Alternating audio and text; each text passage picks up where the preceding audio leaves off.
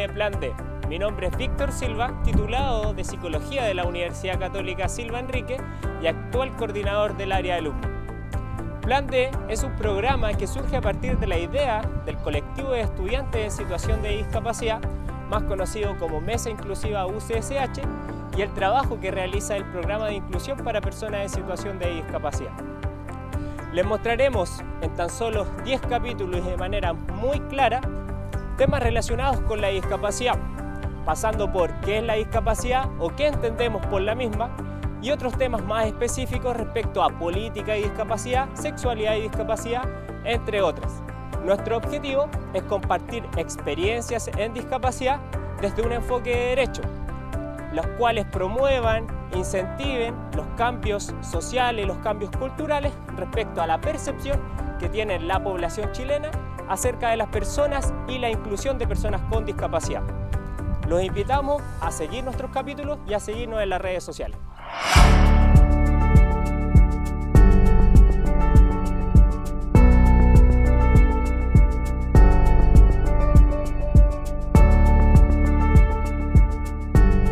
Hola. Hola, ¿cómo estás? Bien. ¿Y ustedes? Muy bien. ¿Cómo están? Bien, aquí estamos. Un gusto conocerte. Igualmente, mi nombre es Loreto. Sí, sabíamos que eras Loreto, que veníamos a conversar contigo por el taller de danza. Por las actividades de inclusión que hacemos en GAM. Sí. Bueno, bienvenidos a GAM. ¿Quieren conocer el espacio? Sí, muéstranos el espacio. Ya, pues.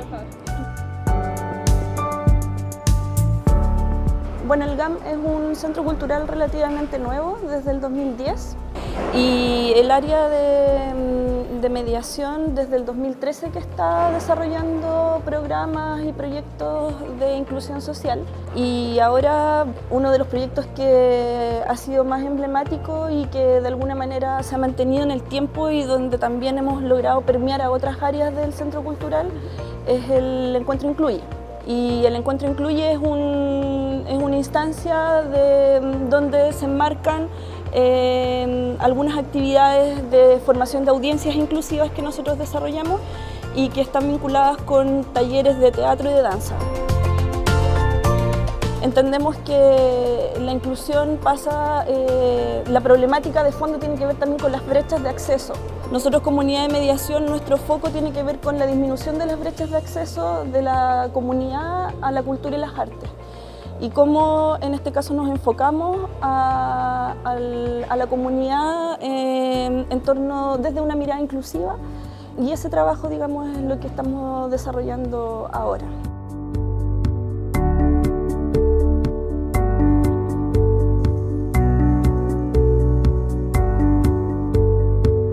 Este taller es de inclusión. Trabajamos con distintos tipos de personas con las cuales nos relacionamos usando distintas técnicas, suelo. Básicamente eso es danza contemporánea. Tenemos gente más adulta, gente más pequeña, gente quizás con alguna discapacidad. Tenemos igual una compañera que está en silla de ruedas. Igual trabajamos con ella con tela a través de la danza, del movimiento, del suelo.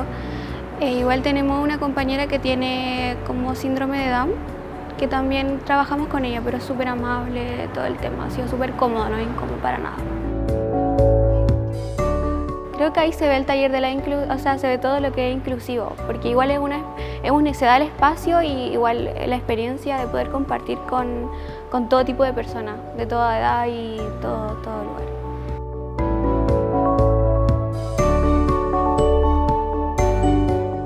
Oye, pero qué lindo el taller, me gustó bastante, sí. Estuvo muy lindo. Qué bueno que les gustó. Morimos de ganas por venir a verlo. Claro, quizás participar también. Bueno, todos los años se abre la inscripción aproximadamente en el mes de marzo para los talleres. Así es que ahí les vamos a estar comentando también para que lo difundan entre sus contactos. Oye, te quería preguntar cómo nació la idea de trabajar en esto, en el GAM. Bueno, como les comentaba, hay hartos proyectos que se han desarrollado, pero ahora puntualmente el desafío que tenemos es generar una mirada más institucional con respecto a la inclusión. porque entendemos que la accesibilidad no solo tiene que ver con lo físico, con lo arquitectónico, y muchas veces son esfuerzos que desarrollamos unidades solamente dentro de los espacios culturales. Por lo tanto, es importante que podamos generar una estrategia de trabajo transversal en todos los espacios, y el GAM es un lugar que es bastante grande, con varios equipos de trabajo, varias áreas. Entonces, desarrollar una mirada inclusiva en todas las áreas de trabajo se hace complicado y es algo que todavía estamos en proceso.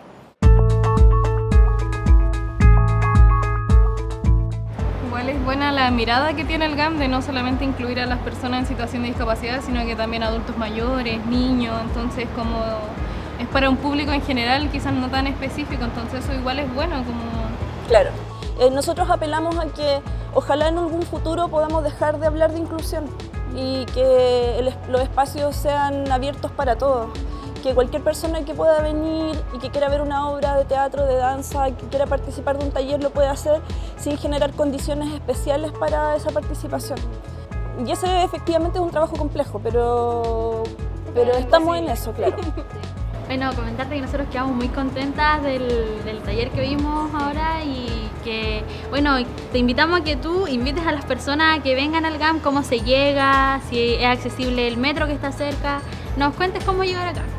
Bueno, nosotros estamos ubicados en la Alameda 227, Metro Universidad Católica. En el metro hay ascensor, así es que, digamos, está accesible para llegar. Y tenemos, digamos, la disposición también como personal, como trabajadores de GAM, de recibir a las personas, a todas las personas, la diversidad de personas que puedan llegar al espacio. Así es que los dejamos cordialmente invitados.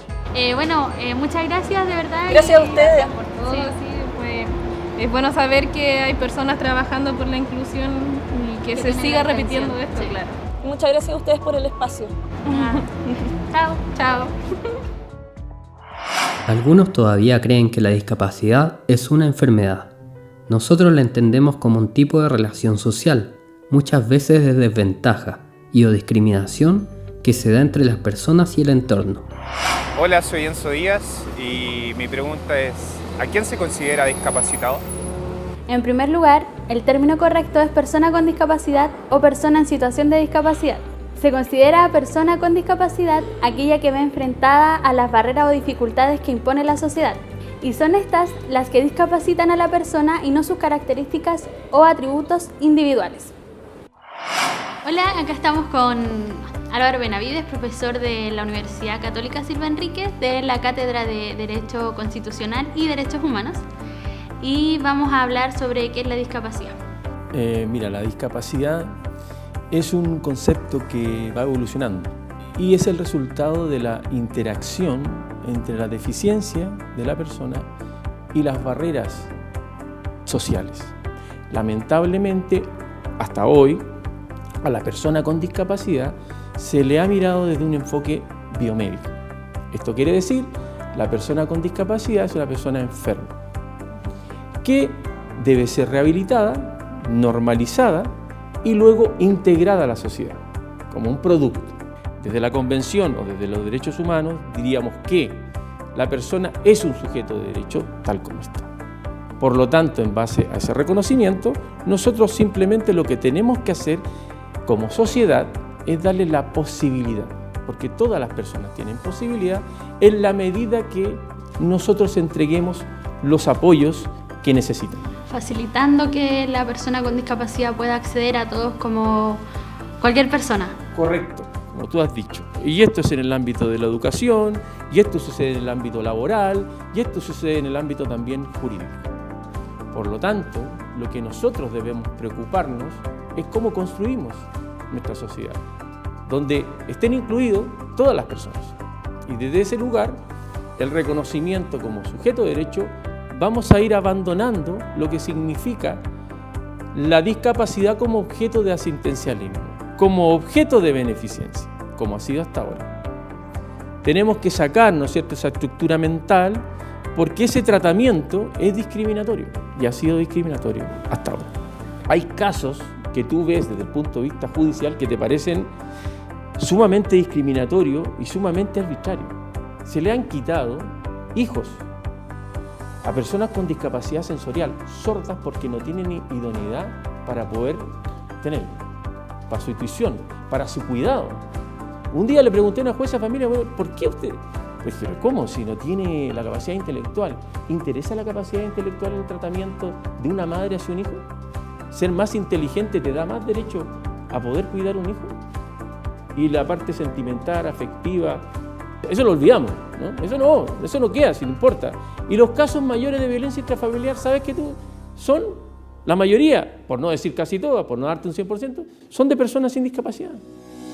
El principal problema que presenta hoy en día la sociedad en general, no solamente la justicia, es el acceso. En los tribunales no hay un sistema de información, ¿no es cierto?, digitalizada, adaptada a las personas ciegas.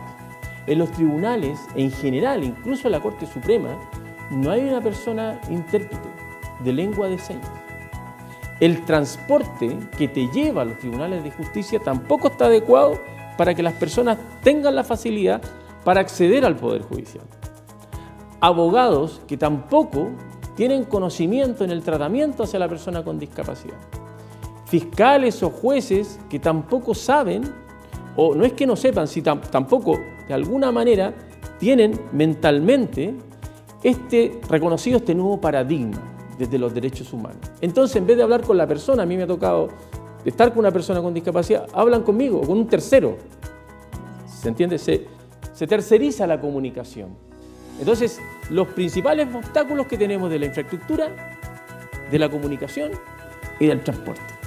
Si nosotros, cualquiera de nosotros presentes, nos dificulta ir al Poder Judicial, ya, imagínate una persona con discapacidad.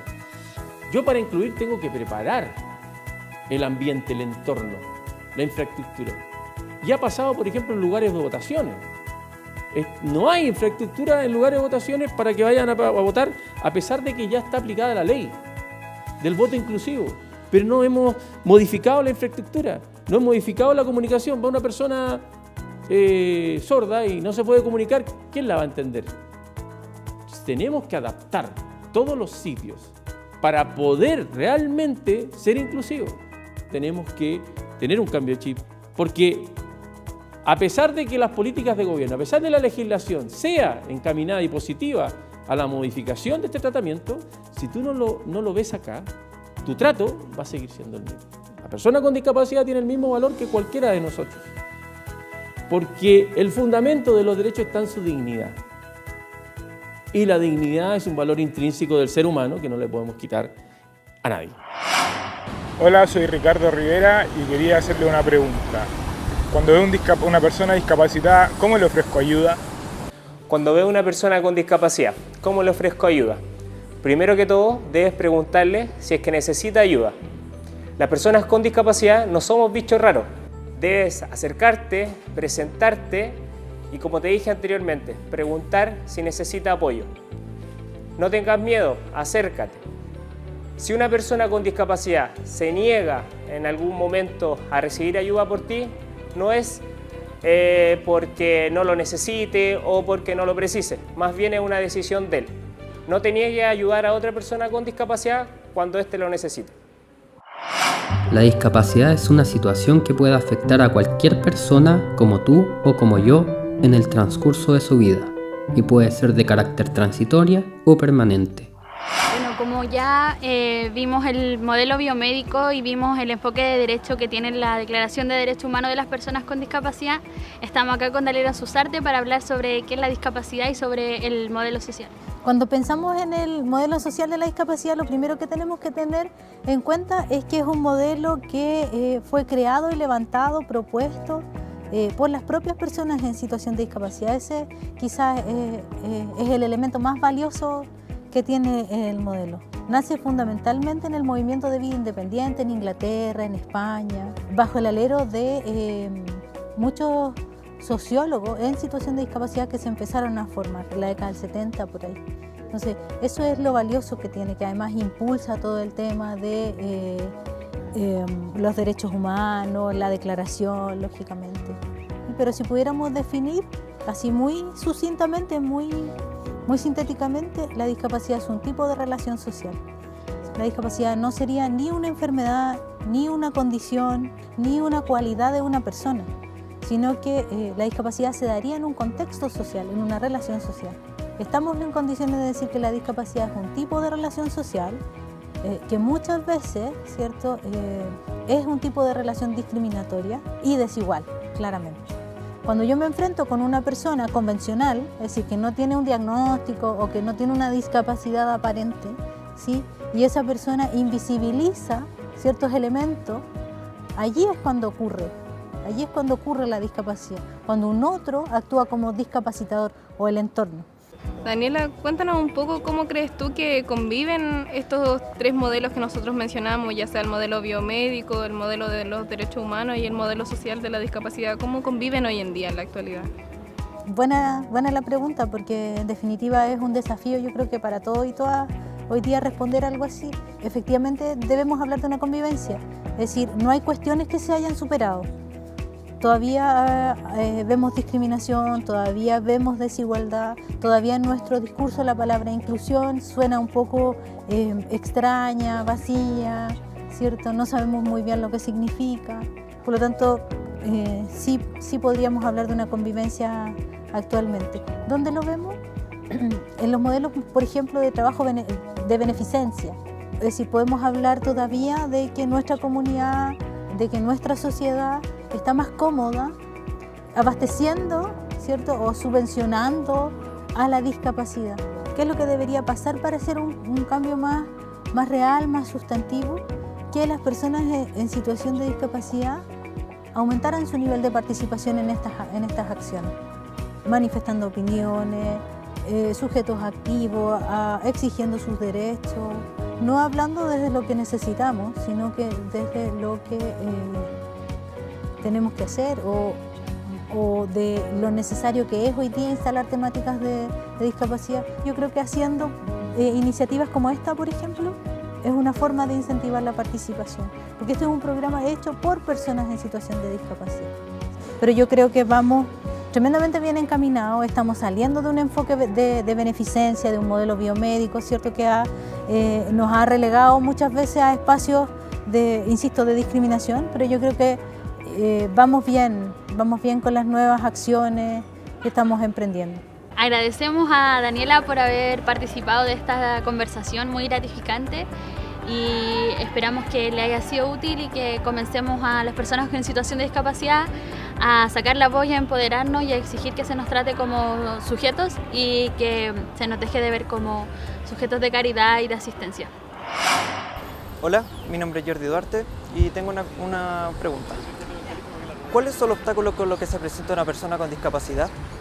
¿Cuáles son los obstáculos que se pueden encontrar las personas con discapacidad en la sociedad? Estos los podemos clasificar de tres tipos: actitudinales, comunicacionales y físicos.